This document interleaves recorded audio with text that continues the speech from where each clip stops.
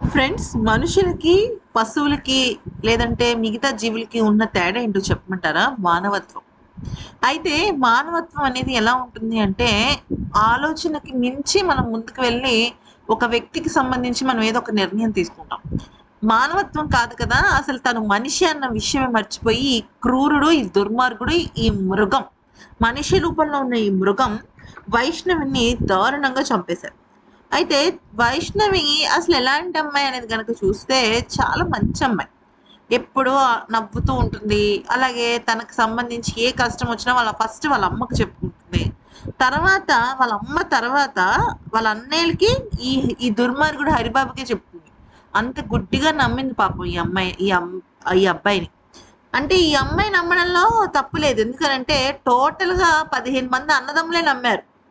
అయితే ఈ వైష్ణవికి ఎలా అంటే పెంపుడు జంతువులంటే చాలా ఇష్టం అనమాట. అంటే రోజు తను భోంచేసే టైంకి బయటకొచ్చి అక్కడున్న వీధిలో ఉన్న కుక్కలుంటాయి చూసారా? ఆ కుక్కలన్నిటికి చక్కగా దగ్గర తీసుకొని భోజనం పెట్టి వాటికి సపోజ్ ఎండాకాలం అనుకోండి, కొంచెం గుడ్డ వేసి అక్కడ అలాగా చాలా ఇష్టం అనమాట ఆ పెంపుడు జంతువులంటే. అయితే రోజు ఆ భోజనం పెడుతుంటది. ఒకవేళ తను భోజనం పెట్టకపోయినా గూడా ఈ హరిబాబు గాడికి వాటికి వాళ్ళకి అందిస్తూ ఉంటదనమాట. అంటే వాళ్ళ అన్నయ్యలకి గాని, వాళ్ళ వాళ్ళ మదర్‌కి గాని, వాళ్ళ పేరెంట్స్‌కి గాని అందిస్తుందనమాట. అయితే ఏమైంది, వైష్ణవి చనిపోయింది గదా! ఒక 3, 4 రోజులు తన దగ్గర నుంచి భోజనం రాకపోయేటప్పటికి తను పెంచుకున్న కుక్క పిల్ల సమాధి దగ్గరికెళ్ళిపోయింది.